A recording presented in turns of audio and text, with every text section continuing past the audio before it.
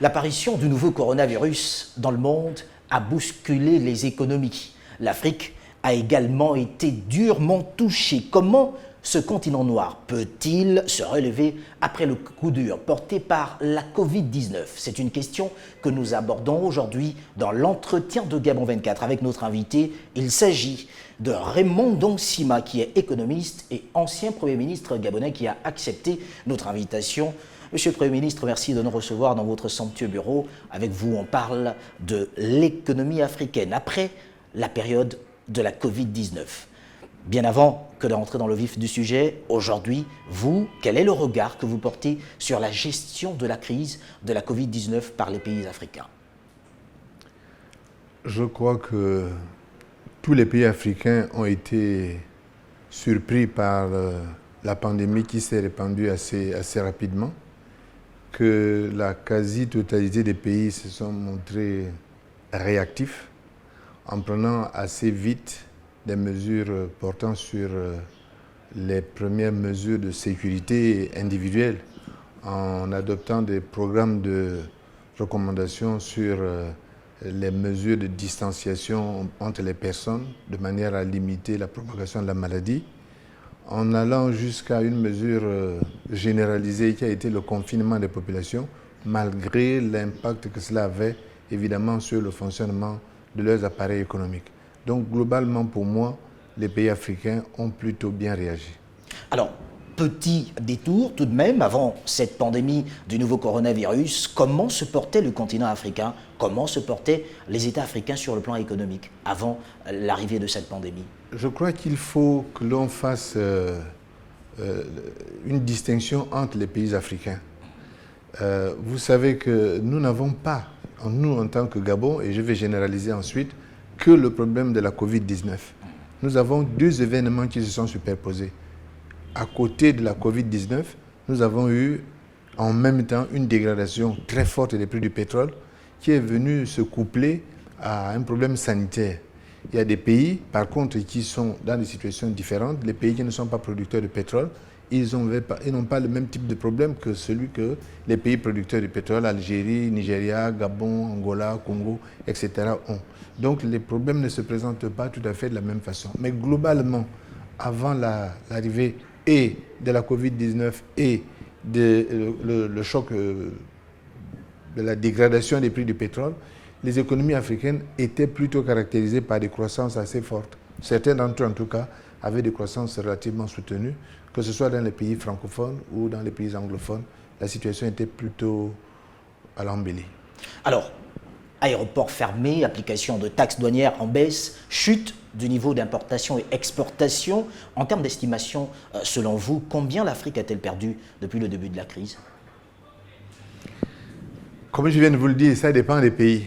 Si vous prenez les pays pétroliers, bon, un pays comme le Gabon, ou l'ensemble des pays pétroliers, Gabon, Algérie, Nigeria, Angola, Congo, Brazzaville, Guinée équatoriale, ce sont des pays où les exportations de pétrole représentaient pratiquement les 3 quarts, peut-être même un peu plus que les exportations de ces pays. Oui. Il est évident que en dehors de la Covid-19, le simple fait de la dégradation des prix du pétrole a entraîné un choc très important pour ces pays-là. Ensuite, quand on vient ajouter à cela la baisse de l'activité du fait de la fermeture des activités économiques, parce que les mesures de distanciation ont fait qu'on était obligé d'arrêter de produire, ça a fait des effets très importants. Je pense qu'on est dans une fourchette entre 20 et 30% de l'activité, peut-être un peu plus, mais globalement, on doit être autour de 30%, 20-30%, un peu plus. Et peut-être un regard également sur les pays de la zone Afrique de l'Ouest, par exemple, la Côte d'Ivoire, un impact assez important, selon vous? Comme je viens de le dire, si les pays ne sont pas des pays pétroliers, l'impact direct du choc pétrolier n'est pas le même. Oui. Mais malgré tout, le fait de la fermeture des aéroports, le fait de la fermeture des échanges entre les gens, oui, a entraîné évidemment un ralentissement considérable de l'activité. Et ce ralentissement se ressent au niveau des aéroports, au niveau des hôtels, au niveau de toute l'activité. Et même, il y a des endroits où pour prévenir la propagation de la maladie, on a arrêté des usines, on a suspendu, on a momentanément ralenti l'activité avant de la reprendre. Donc même les pays d'Afrique de l'Ouest, comme le Sénégal, comme la Côte d'Ivoire, qui ne sont pas pétroliers comme un autre pays d'Afrique de l'Ouest qu'est le Nigeria, un pays comme le Ghana, ces pays-là souffrent également de façon significative du ralentissement de l'activité et de la fermeture des usines et des unités de production. Et face à la Covid-19, aujourd'hui, est-ce que l'Afrique ne devrait pas se réinventer, justement, parlant de création de richesses, avec tout ce que cela a pu causer comme perte sur le plan économique? Ce n'est pas seulement l'Afrique qui va se réinventer, c'est le monde entier qui va se réinventer.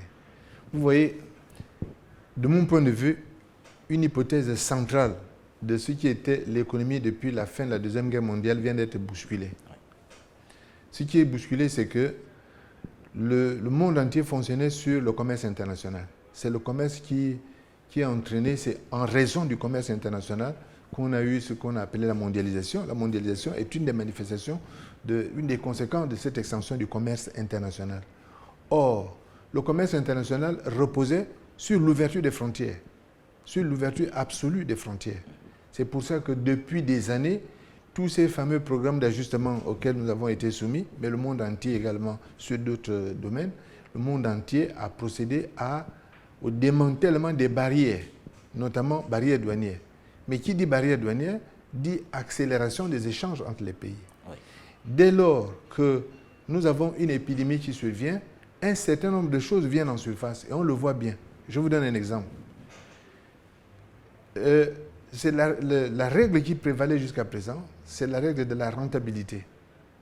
Mais vous voyez bien que du fait des problèmes sanitaires qui sont survenus, il va bien falloir que dans les pays, on prenne la décision de produire, même lorsque les produits ne sont pas rentables.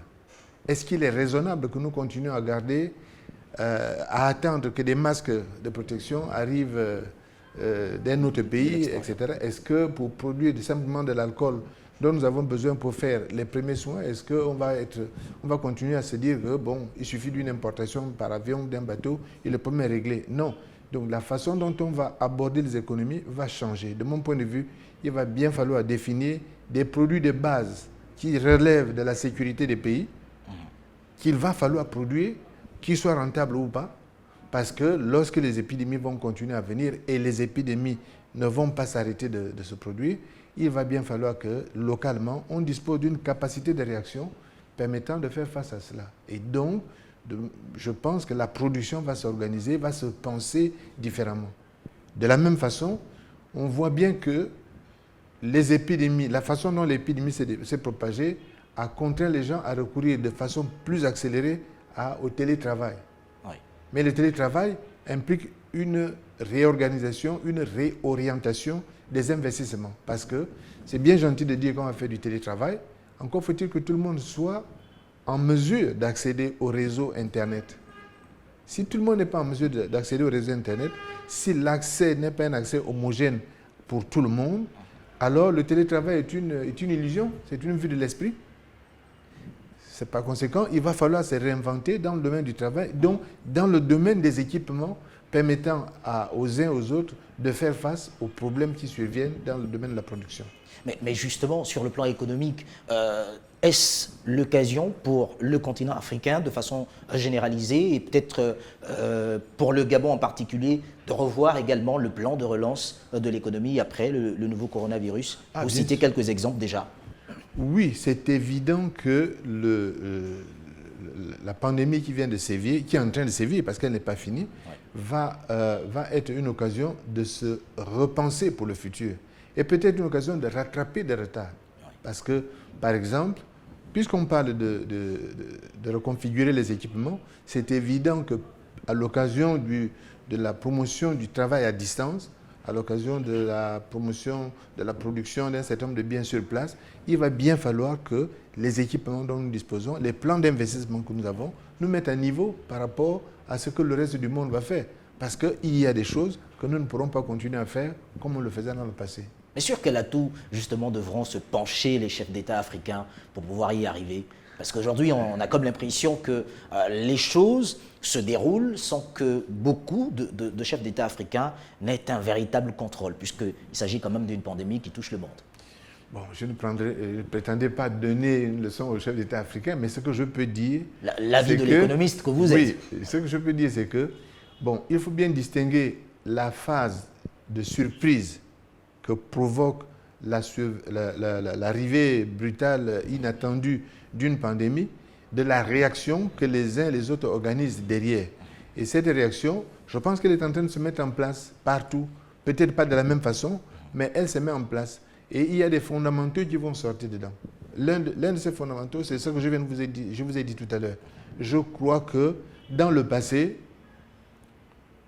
à cause de ce que dit la théorie du commerce international, le fameux théorème de Ricardo, qui dit qu'à l'ouverture des échanges, chaque pays doit se spécialiser dans la production du bien pour lequel il a un avantage comparatif, ben, il était plus facile de dire, puisque les autres sont plus compétitifs pour telle chose, nous on renonce à ça, parce que de toute façon, les frontières étant ouvertes, on pourra les importer. Non, cette hypothèse ne va plus être jouable. Ça ne sera plus jouable dans le futur. Parce qu'au nom de la sécurité, on a vu que dans certains cas, certains pays ont bloqué les productions qu'ils avaient. Ou bien, dans certains cas, il était plus possible de recevoir même puisque les frontières étant fermées, les avions ne pouvaient plus arriver, les bateaux. Donc, si vous êtes dans cette situation, vous êtes obligé d'envisager le futur différemment. Je pense que beaucoup de chefs d'État africains à l'heure actuelle sont en train de repenser ou réorienter la façon dont ils vont envisager les investissements de base, les investissements les plus importants, parmi lesquels tout ce qui concerne l'outil Internet, l'outil de communication. Est-ce qu'il n'y aurait pas de conséquences à long terme sur les économies africaines?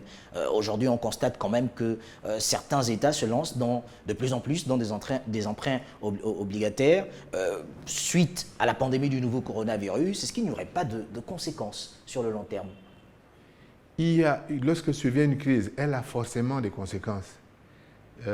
Parce que la crise est une occasion de se remettre en cause et c'est une contrainte qui oblige à repenser les choses différemment. Sinon, puisque si on reste en l'état, les mêmes causes produisant les mêmes effets, on reste dans une situation de crise. Pour surmonter la crise, il faut envisager des solutions qui vont au-delà de ce qui était la situation normale avant que ne survienne la crise. Donc il y aura forcément des changements. Maintenant, il faut faire de la crise actuelle non pas un facteur de récrimination, un facteur de protestation, etc., mais un facteur d'incitation pour le futur. Incitation à faire mieux, à faire différemment les choses pour le futur. C'est là-bas que se trouve le salut. Tout le monde. Comment est-ce possible, Monsieur le Premier ministre? Ce n'est même pas comment est-ce possible, c'est est-ce qu'on peut faire autrement que ça? On ne peut pas faire autrement que de se repenser différemment. Je viens de vous donner l'exemple de la scolarité. Ouais. Aujourd'hui, les enfants sont dans les maisons, ils sont assis, mais le temps passe. Imaginez que la pandémie dure et qu'elle dure longtemps. Qu'est-ce que ces enfants vont faire? Vous savez, il y a un temps pour tout, un temps pour chaque chose, n'est-ce pas? Donc si ces enfants n'étudient pas maintenant, à quel moment vont-ils étudier? Ce qui veut dire que nous sommes bien obligés d'envisager dans le futur une scolarité qui va passer par du téléenseignement, de l'enseignement à distance. C'est un exemple de contournement du problème. Jusque-là, on était dans un enseignement en présentiel. Dans le futur, si la pandémie ne s'atténue pas, et même lorsque la pandémie aura diminué, il va bien falloir envisager, retenir comme une des bases de travail sérieuses pour le futur, le travail, l'enseignement, le téléenseignement. Nous avons un autre problème qui est celui de l'argent. Jusqu'à présent, nous continuons à être parmi les pays qui utilisent le plus d'argent liquide, c'est-à-dire on va à la banque, on prend des sommes d'argent, on les échange, etc. Dans le futur, nous allons probablement aller vers une plus grande utilisation de la carte de paiement, de la carte de crédit, etc. C'est-à-dire l'argent non plus en espèces, mais sur l'aspect des cartes magnétiques, etc. Donc c'est un changement qui va se propager. Mais ça implique des investissements particuliers, parce que c'est bien gentil de dire, vous allez payer avec des cartes, encore faut-il que les distributeurs, les appareils capables de lire ces cartes dans les différents magasins, y compris dans les tout petits magasins, soient disponibles à des coûts raisonnables. Donc il faut investir là-dedans. C'est ça qui va faire le changement dans le futur. Alors, l'Afrique doit se réinventer aujourd'hui. lorsque l'on regarde pour le cas du Gabon, par exemple, et pour parler de la relance du plan économique, avec la sortie après cette pandémie du nouveau coronavirus, pensez-vous qu'aujourd'hui, les mécanismes qui sont existants sont à même capables de fournir au pays un développement qui puisse revoir de meilleurs jours d'ici 2 à 3 ans?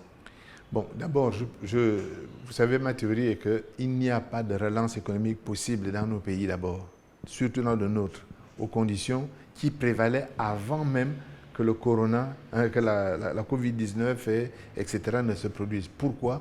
Parce que notre économie, la nôtre, et celle d'un certain nombre de pays, se caractérisait par des déséquilibres fondamentaux sur les très grands agrégats, c'est-à-dire, par exemple, sur la dette, sur le budget de l'État, sur l'emploi, etc. Il y a des très grands déséquilibres.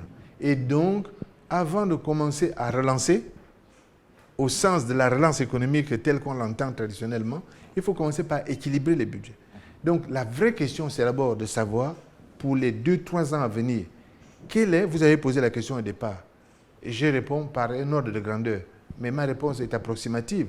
La vraie question, c'est quel va être l'impact final du choc auquel nous sommes soumis. À ce stade, personne ne le sait. Et quels efforts va-t-il falloir consentir pour résorber le déséquilibre qui vient de ce choc? Ça aussi, on ne le sait pas. C'est deux questions qui restent incertaines. Pourquoi? D'abord parce que la pandémie n'est pas finie. On ne sait pas encore combien de temps ça va durer. Si, je dirais, l'activité s'arrête, regardez depuis 3 mois, 4 mois, tous les restaurants, tous les petits salons de coiffure, les autres activités ordinaires, etc. ne fonctionnent pas.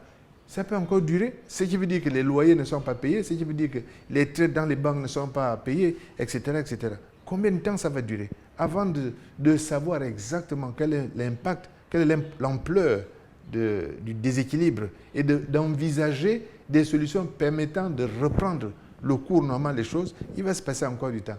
Donc, je crois Est-ce que ce ne serait peut-être pas parce que les dépenses liées aux catastrophes sanitaires, on le sait, ne sont parfois pas inscrites dans le budget d'un État et que par l'effet de surprise, il faut en même temps pouvoir trouver le moyen de subsistance en tenant compte, bien sûr, de ce qui est déjà.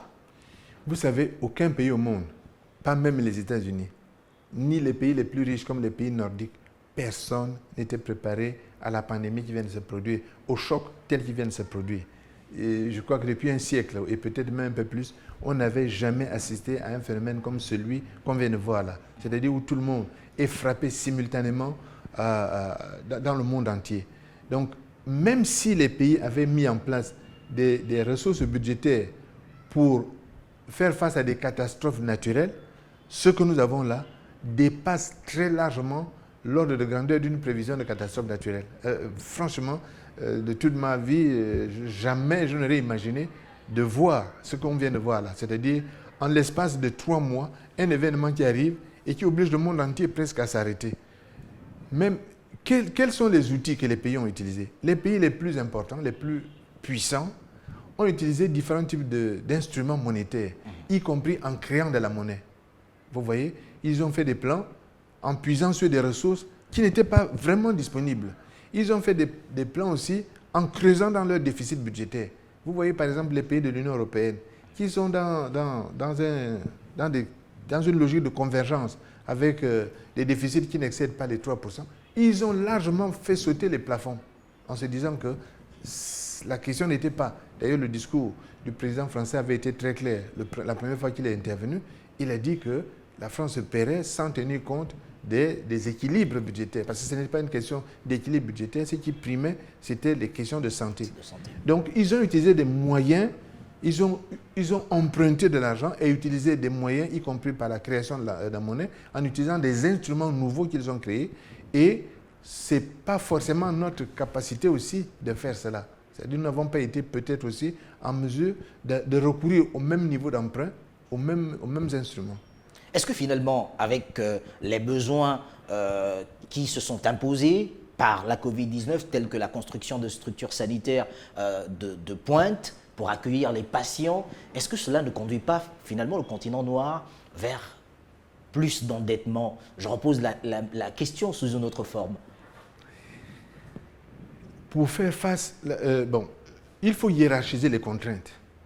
La première contrainte qui s'impose à nous tous, c'est la contrainte sanitaire. Parce que si la santé n'existe pas, si nous n'existons pas, si nous sommes morts du fait de la maladie, il n'y a pas d'économie.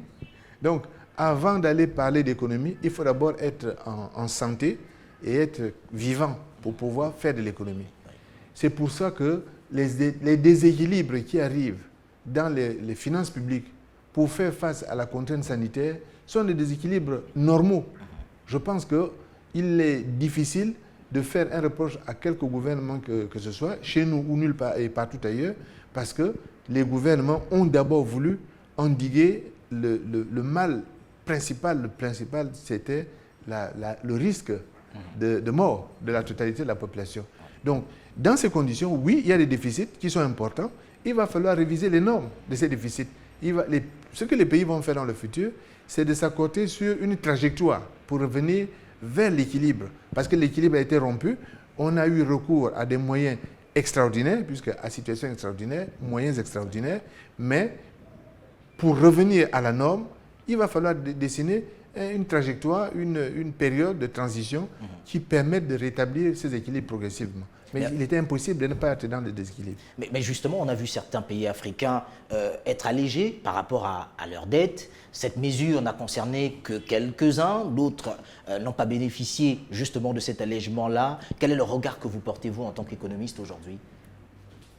Les pays ont été différenciés depuis longtemps déjà, depuis, je pense, 2013, et même, enfin, avant 2013, depuis un certain nombre d'années.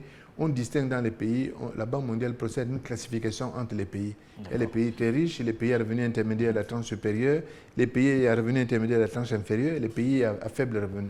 Donc, cette classification fait que lorsque les pays créanciers regardent les débiteurs, ils se disent, celui-là est vraiment dans les pays les plus pauvres, je dois faire un effort pour lui.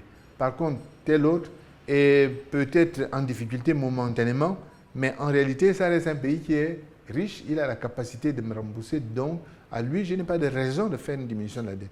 Je pense que beaucoup de gens se sont offensés de ce qu'on ne réduisait pas notre dette. Moi, j'ai trouvé ça plutôt comme un signe encourageant. Parce que si votre créancier considère que vous êtes encore en capacité de rembourser, ça veut dire que vous n'êtes pas encore tout à fait devenu pauvre, que vous avez encore un peu de capacité. Et il n'est jamais très bon de se retrouver dans une situation où on n'a plus du tout de moyens. Vous voyez, la comparaison, c'est comme si vous aviez quelqu'un qui avait un salaire, qui avait un emploi, et puis, bon, il a un déséquilibre momentané parce que des événements différents, variés sont survenus dans sa vie, et il a une difficulté momentanée à payer sa traite à la banque. La banque ne regardera pas cette personne de la même façon que quelqu'un qui arrive en disant « j'ai perdu mon emploi, j'ai été licencié et je n'arrive pas à payer ma traite ». Parce que celui qui a été licencié, qui n'a plus de revenus, devient vraiment un problème pour la banque. Alors que celui qui a été seulement incapable de payer une fois ou deux fois, pour la banque, il n'est pas perdu.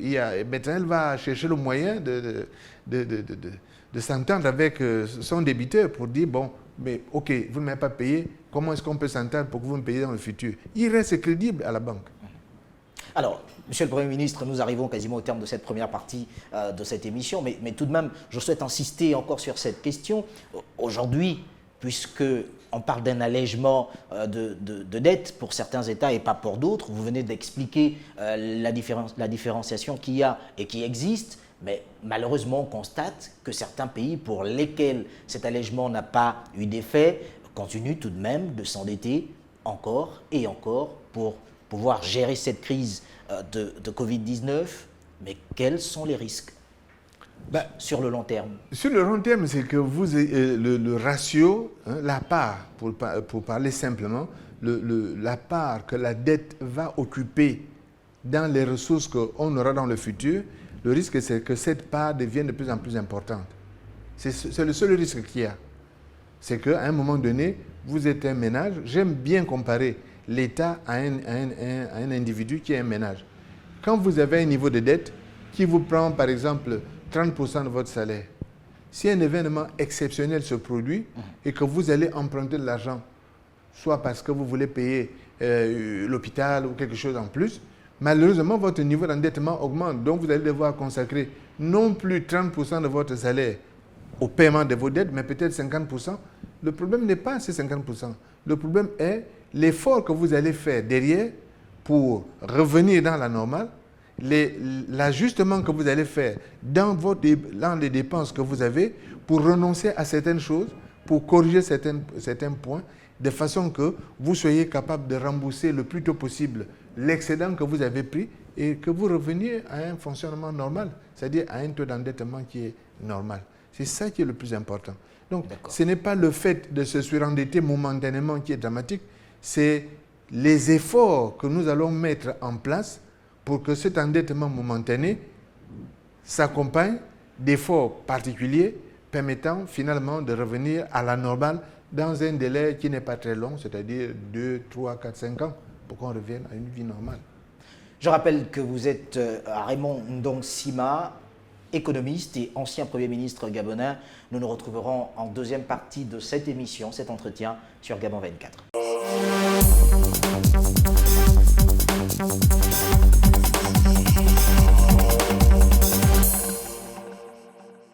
Deuxième partie de cette émission sur Gabon 24. L'entretien reçoit Raymond Ndong Sima, économiste et ancien Premier ministre gabonais, avec qui nous abordons la question liée à l'après-Covid-19 pour le continent africain. Monsieur le Premier ministre, avant justement la fin de cette première partie, nous abordons cette question liée aux endettements des pays africains. Pour le cas du Gabon aujourd'hui, je souhaite que vous nous donniez un avis.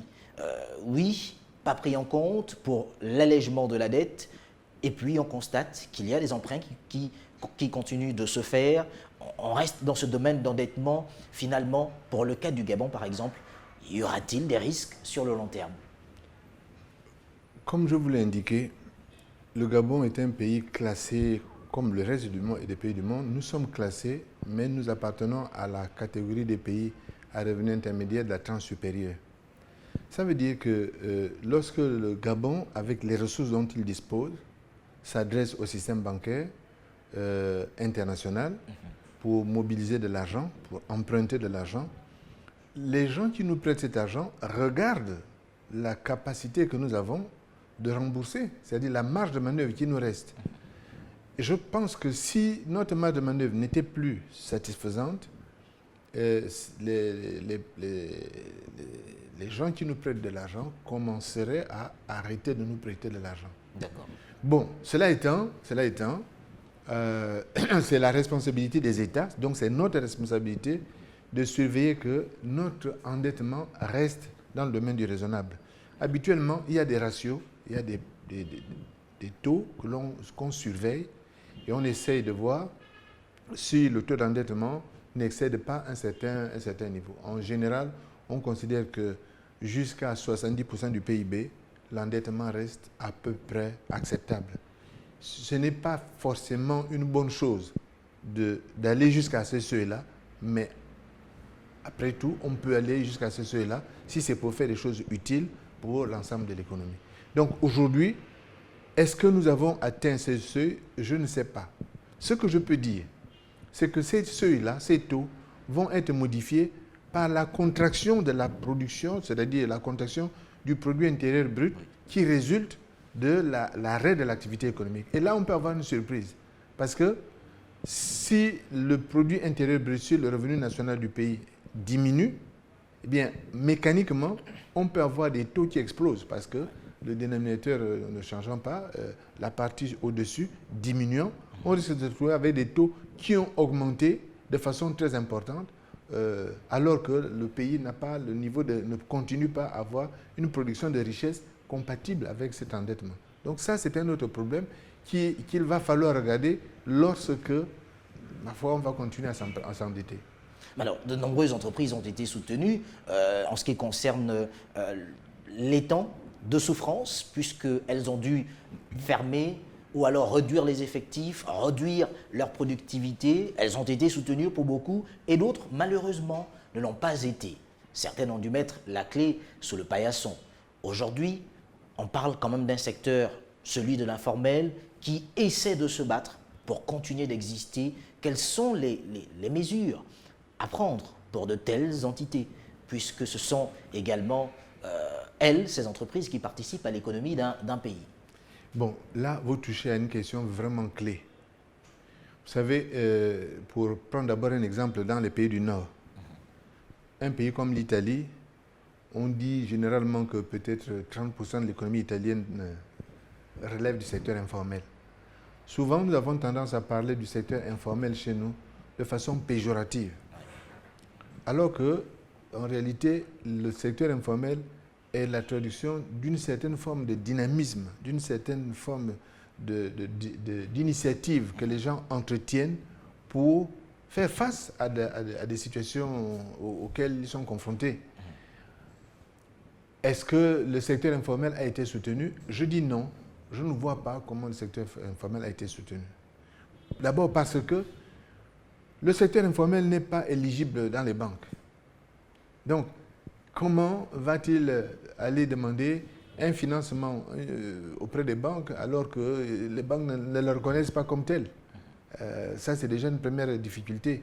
Ensuite, les mécanismes même que l'État a mis en place ne sont pas de nature à favoriser une aide directe vers le secteur informel. Quand vous prenez, qu'est-ce que le secteur informel?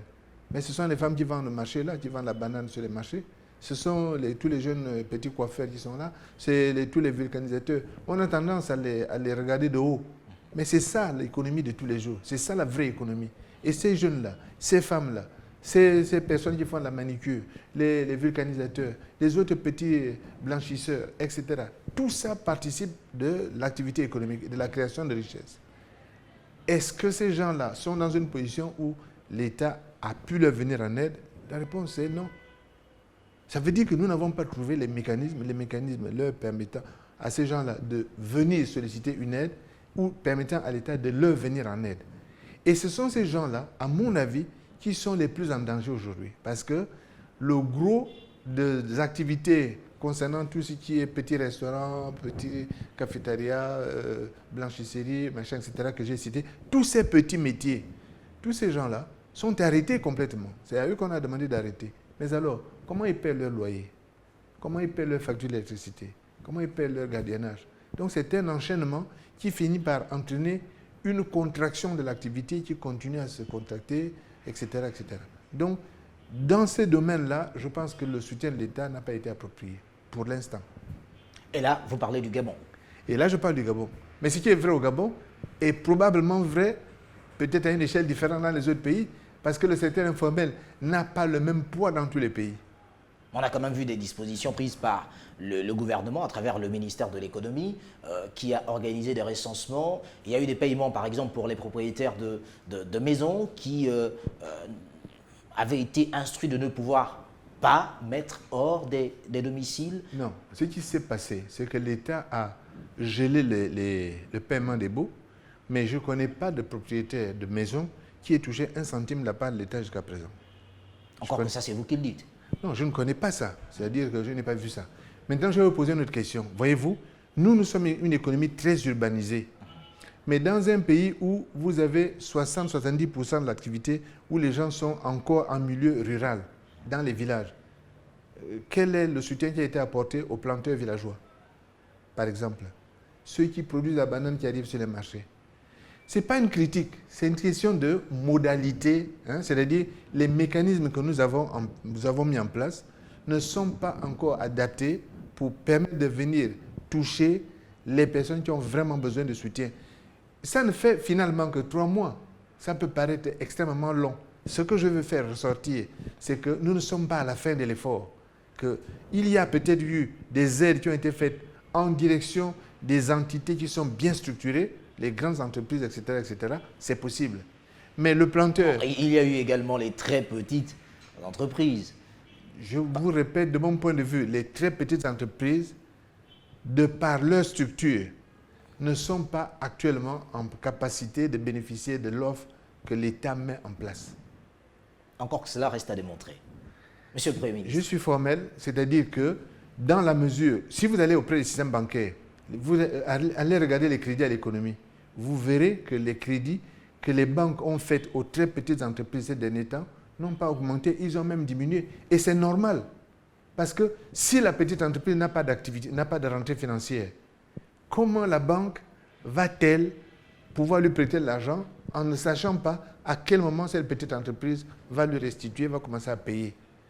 J'insiste sur le fait que ce n'est pas une critique, c'est un mécanisme qui n'est pas encore bien établi parce qu'au fait, tout le monde a été surpris. Tout le monde est surpris. Il faut trouver des mécanismes qui assurent la jonction entre les deux. La jonction, ça veut dire entre le moment où l'entreprise qui a besoin de ressources peut commencer à rembourser et le moment où la banque qui prête, elle doit recevoir. Parce qu'après tout, c'est son rôle de prêter, d'utiliser de l'argent qu'on a déposé entre ses mains et de récupérer l'argent qu'elle a prêté en se faisant payer les échéances. Mais si l'activité ne démarre pas, comment voulez-vous que la personne à qui on prête de l'argent rembourse? Si vous allez acheter un camion pour transporter du sable et que l'activité de sable est arrêtée, mais le camion, il ne peut pas vous payer parce qu'il n'a pas les moyens de récupérer la recette. Donc, nous avons actuellement dans la chaîne un élément qui manque, qui ne parvient pas à venir, c'est-à-dire la durée pendant laquelle l'activité va rester à l'arrêt et la personne qui couvre la distance entre cet arrêt de la production et le début de l'activité avec le remboursement aux uns aux autres. Alors là, vous nous dressez justement un diagnostic pour le cas de ces entreprises, pour le cas du secteur informel, mais quelles sont les pistes de solutions selon vous? Il n'y a pas une piste de solution, il y a plusieurs solutions parce qu'il n'y a pas un secteur, il y a plusieurs secteurs et ces différents secteurs sont confrontés à des problèmes différents. Je reprends l'exemple de l'enseignement. Aujourd'hui, nous avons un pays qui a qui fournit un grand effort dès le jeune âge pour que les enfants aillent à l'école. Et nous voyons bien, l'année dernière, il y a eu, je crois, 25 000 bacheliers ou 30 000, je ne sais plus. Cette année, il y a peut-être autant, sinon plus, qui vont se présenter au bac. Donc le nombre de bacheliers augmente. Nos universités sont saturées. Donc, une grande partie des enfants s'en va à l'extérieur. Quel est l'effort qu'il faut faire dans le domaine de l'enseignement? Que ce soit l'enseignement public ou l'enseignement privé, il va falloir investir dans les moyens d'enseignement à distance. J'ai évoqué la question dans la première partie de cet entretien, c'est-à-dire dans les outils informatiques.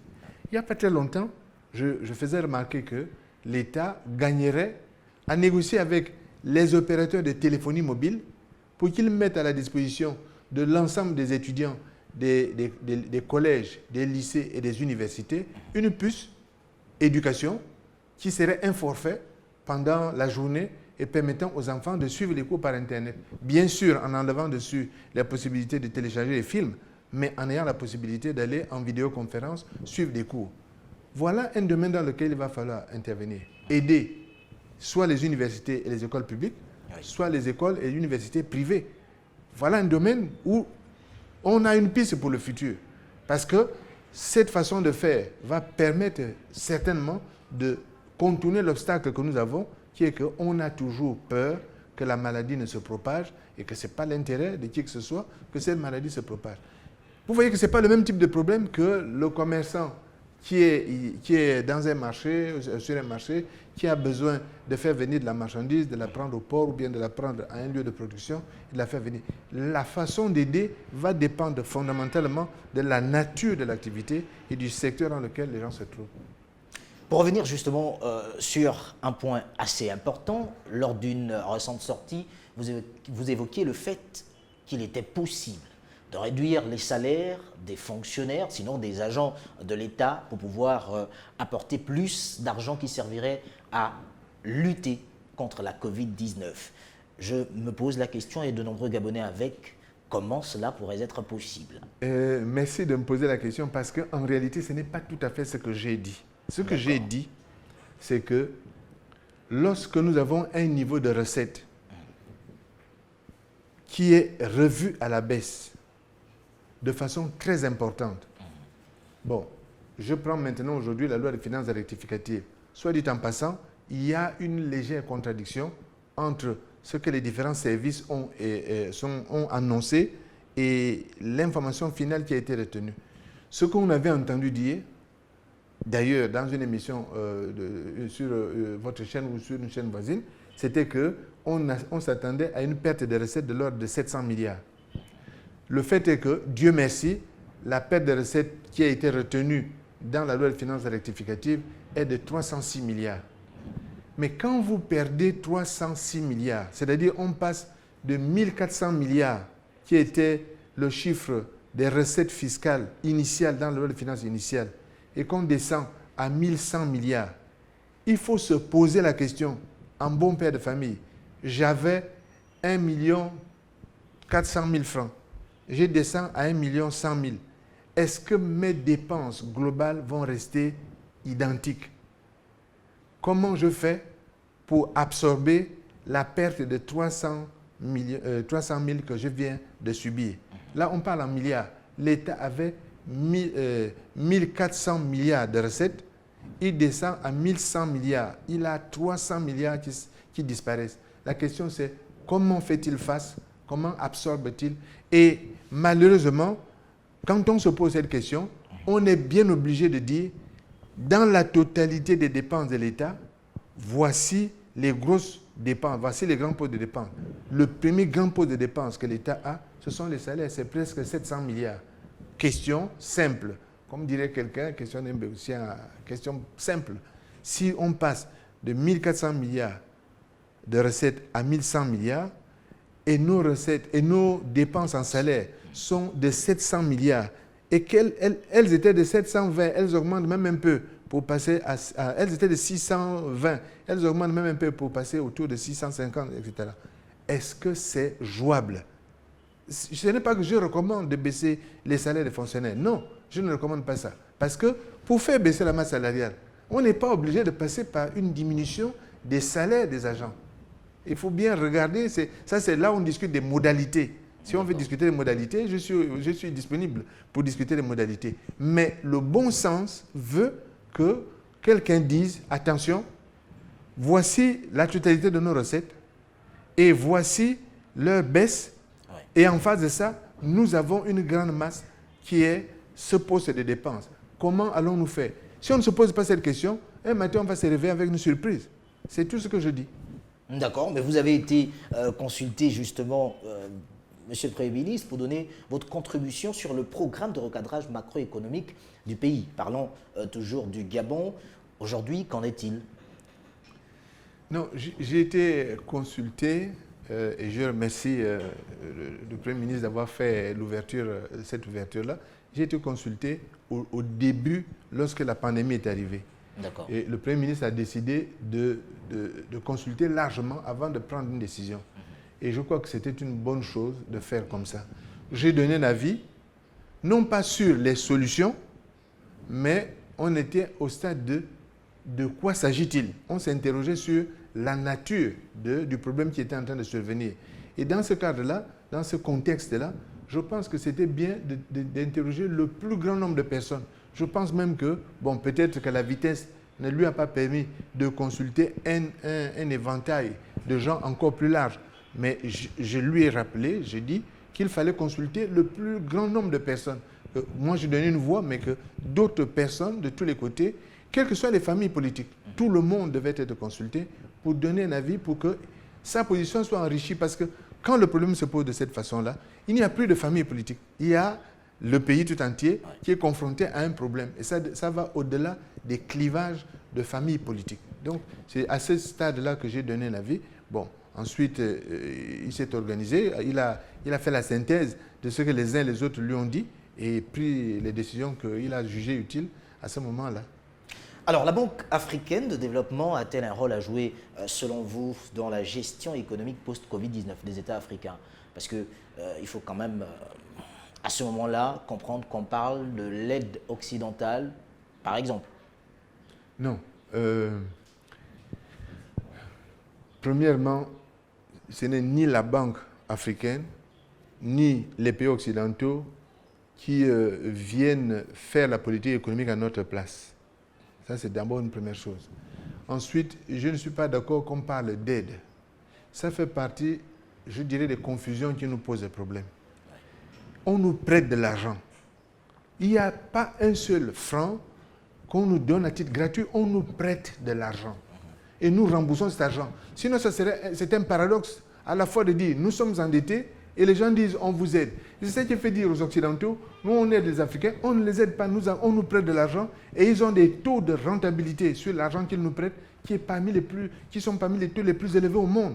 Ils placent de l'argent chez nous, nous remboursons, nous suivons 100 € pour rembourser. Est-ce que la Banque africaine doit venir participer? Oui, la Banque africaine doit être capable de nous donner les prêts dont nous avons besoin parce que si vous prenez la question de la Covid-19, si nous devons relancer la construction des hôpitaux, etc., il faut bien qu'on emprunte cet argent quelque part. Parce que là, immédiatement, cet argent n'est pas disponible chez nous. Vous voyez, on parlait de est-ce que c'est raisonnable de s'endetter? Ben oui, c'est raisonnable parce que si nous avons besoin de construire de nouveaux centres hospitaliers, si on a besoin de construire des centres de diagnostic, etc., il va bien falloir trouver cet argent quelque part. On va le prendre à la Banque africaine de développement ou on va l'emprunter à la Banque africaine de développement ou on va l'emprunter auprès de l'Agence française de développement. L'Agence française de développement, l'AFD, ne nous donne pas de l'argent, elle nous prête de l'argent. Et je considère ça comme une insulte qu'on fait à nos pays, de nous prêter de l'argent et de dire aux gens c'est de l'aide. Ce n'est pas de l'aide, c'est des prêts. Et si eux ne nous prêtent pas cet argent, d'autres personnes nous prêtent cet argent. Simplement, ils ont des domaines dans lesquels ils interviennent, des conditions qu'ils posent à leur financement et nous devons respecter ces conditions. Nous n'avons pas à les contester. Nous adressons à leur guichet en disant nous voulons emprunter de l'argent et ils sont libres de nous prêter, de ne pas nous prêter. Mais justement, avec tous ces prêts, pour le dire dans un langage d'éco-sémantique, sur quoi le Gabon, par exemple, peut-il miser aujourd'hui pour s'en sortir après, justement, la pandémie de Covid-19? Mais la pandémie n'a pas éliminé ou annulé ou fait disparaître les atouts que nous avions. Le Gabon a toujours une exploitation forestière qui est là. Le Gabon a toujours des gisements miniers qui sont là. Le Gabon a toujours une mer dans laquelle les gens pêchent. Le Gabon a toujours un certain nombre d'atouts qui font que nous continuons à vivre.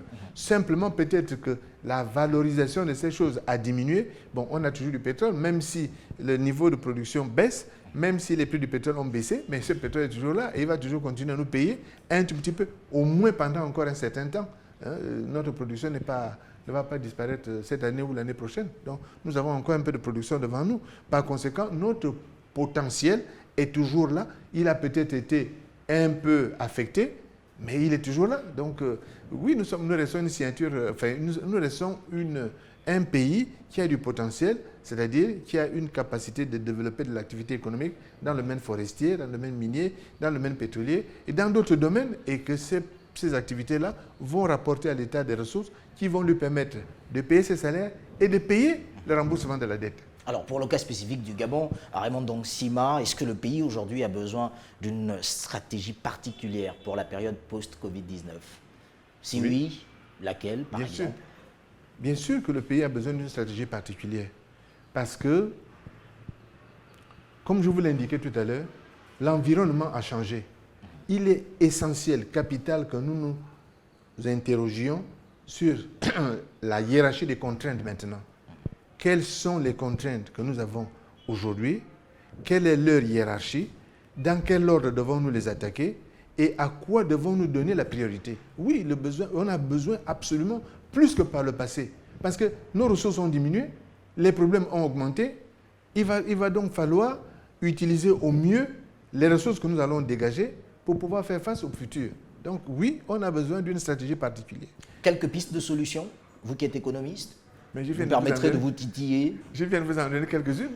Vous savez, par exemple, nous ne serons jamais compétitifs dans certains domaines parce que nous n'avons pas la population qui permet de résister à la pression que les autres font. Si vous prenez le domaine agricole, l'agriculture gabonaise, si elle reste dans les créneaux de l'agriculture, par exemple des cultures de rente, l'agriculture gabonaise n'a aucune chance face à l'agriculture camerounaise. D'accord. OK? Parce que le coût de la main-d'œuvre au Cameroun est sans commune mesure avec le coût de la main-d'œuvre au Gabon. Au Gabon, nous manquons de population dans les plantations. Au Cameroun, il y en a en surabondance. Donc, pour les mêmes sommes d'argent, le Cameroun va peut-être utiliser, l'exploitant agricole camerounais peut éventuellement mettre à contribution 2 ouvriers agricoles, alors qu'au Gabon, ça ne sera qu'un ouvrier agricole. Donc, par conséquent, si on reste dans les cultures de rente, où la productivité ne peut pas être accrue de façon mécanique, nous n'avons aucune chance. Notre chance dans le futur, c'est dans une agriculture mécanisée. J'ai toujours dit ça et ce n'est pas aujourd'hui que je le dis. Par conséquent, ce n'est pas là-bas que se trouve notre facteur de relance dans le futur. Si par exemple, par contre on prend le domaine de l'éducation, je l'ai indiqué tout à l'heure, aujourd'hui, nous mettons, rien qu'en Afrique de l'Ouest, Afrique de l'Ouest et du Nord, il y a entre 10 et 12 000, voire 15 000 Gabonais qui étudient. Ça veut dire que nous plaçons là-bas, tous les ans, entre 30 et 40 milliards de francs CFA pour soutenir nos enfants qui vont à l'école. Ça, c'est des domaines dans lesquels nous devons investir pour améliorer la qualité des universités nationales, de l'UOB, de Masuku, du CUS, et améliorer les établissements privés qui se mettent en place. Parce que nous avons un marché à récupérer en gardant nos enfants ici. Mais ça ne peut pas se décréter. Ça doit se faire parce que la qualité de ce que nous ferons dans les universités nationales, que ce soit à Masuku, que ce soit à l'UOB, que ce soit au CUS, ou bien dans les différentes universités et établissements privés, c'est la qualité de ce que nous ferons qui permettra de convaincre les parents que ça vaut la peine de garder les enfants ici et que la qualité de l'enseignement qu'ils ont reçu, la qualité de formation qu'ils vont recevoir va être meilleure. Mais voyez le problème à l'envers. Si les établissements que nous mettons en place deviennent vraiment de qualité, c'est au lieu que nous on envoie l'argent dehors, c'est peut-être des enfants, des étudiants qui vont arriver de dehors pour venir étudier chez nous. Ça veut dire au lieu que nous on place 40-50 milliards dehors, peut-être dans ce domaine, c'est nous qui allons recevoir 20, 30, 40, 50 milliards parce que nous aurons fait les efforts. Donc il y a des efforts très importants à faire pour améliorer la qualité des équipements, des installations dans les universités nationales et dans les universités privées. Et d'ailleurs, ces structures-là ne sont pas en concurrence entre elles. Elles sont en complémentarité parce qu'il va se dégager une image collective de l'enseignement dans le Gabon, l'enseignement au Gabon. Les gens diront l'enseignement de bonne qualité au Gabon. Et pas, c'est très bien dans tel enseignement, mais l'enseignement public ne vaut rien. Non, notre intérêt à tous est que la totalité de l'enseignement remonte en qualité. Ça, c'est un domaine. Mais il y a d'autres domaines. On a commencé à construire des hôpitaux. Peut-être qu'il faut continuer à améliorer les services en matière de formation et d'équipement pour que nous devenions des plateformes qui reçoivent des malades au lieu que nous, on exporte nos malades. Pourquoi les autres n'enverraient pas leurs malades chez nous? Bonne question. Peut-être à laquelle nous y répondrons la prochaine fois lorsque vous accepterez une nouvelle invitation. Mais j'accepterai avec plaisir. Quand vous m'inviterez, ce sera mon plaisir de venir vous rencontrer. Je rappelle que vous êtes Raymond Ndong Sima, économiste et ancien Premier ministre gabonais. Merci d'avoir accepté cette invitation de l'émission L'Entretien sur Gabon 24. Merci à vous qui êtes restés des nôtres. N'oubliez surtout pas les gestes barrières en ces temps de pandémie du nouveau coronavirus. Se laver les mains régulièrement avec de l'eau et du savon, utiliser du gel hydroalcoolique, garder une distance sociale d'1 mètre, tousser ou éternuer dans le creux de son coude, mais surtout, si vous êtes au Gabon, n'oubliez pas, le port du masque est désormais obligatoire. Au revoir.